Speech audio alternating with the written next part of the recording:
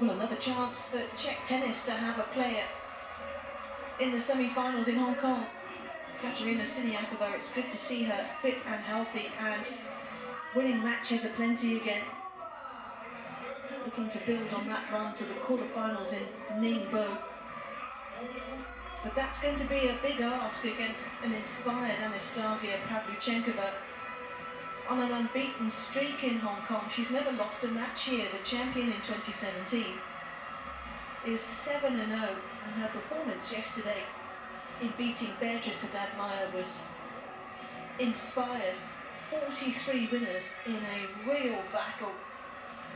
Well over 2 hours and 3 sets required.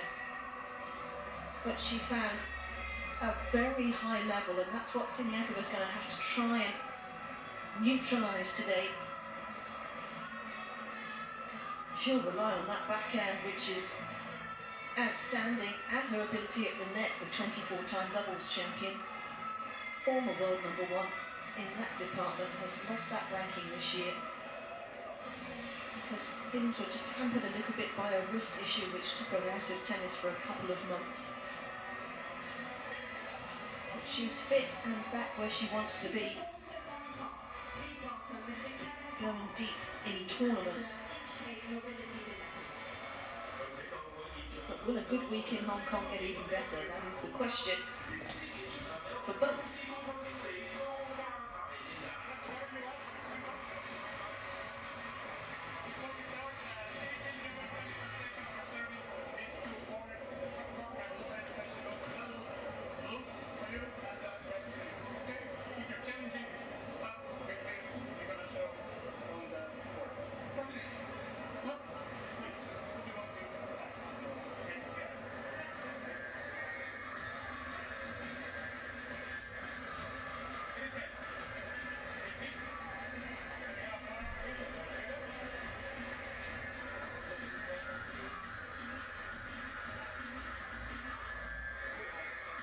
So to a fifth instalment of their rivalry. Their last meeting was back in 2020 on the clay in Roland Garros. It went the way of Siniakova, but the other three have all gone the way of Pavlyuchenkova.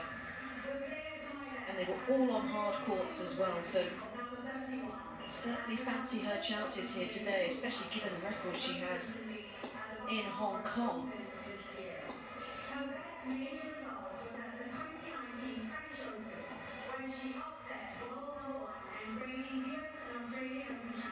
Well, for Siniakova, this is just the 4th time this year, which I think is reflective of the injury issue that she's had and how difficult it is to come back from that.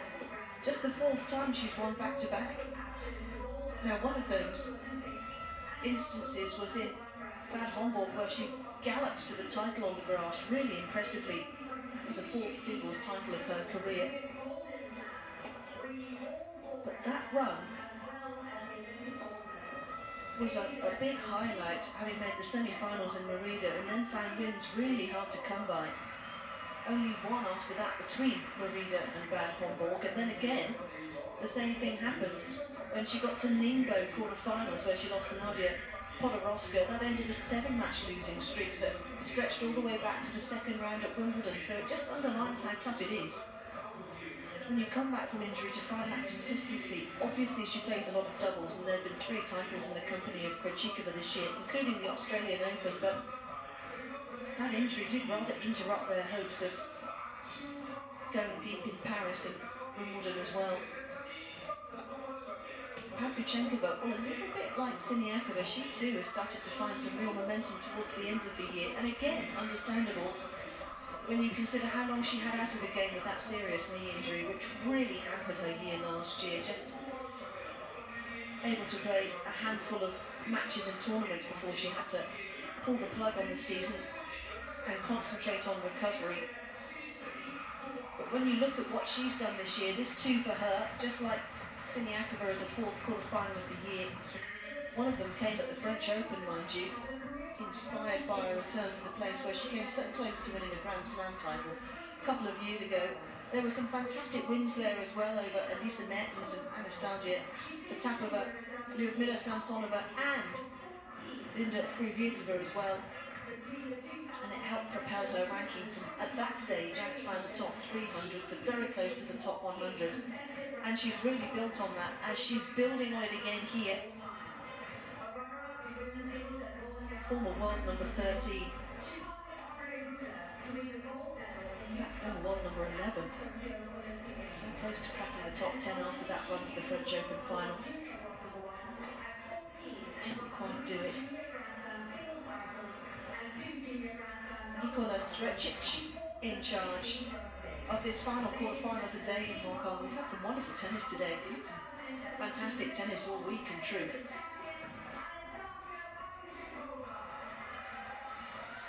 A little bit cooler, still very, very humid.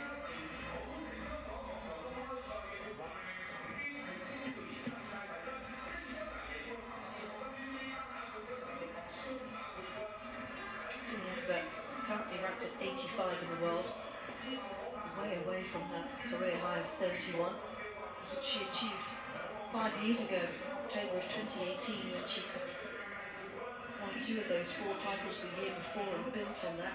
One of them did come in the Asian swing in Shenzhen. Started the year inside the top 50, so she's looking to finish it strong and climb back in that direction, which this run will help her do. Those 3 doubles titles, incidentally, this year in San Diego, Indian Wells, and in Melbourne at the Australian Open. The semi-final run in Tokyo.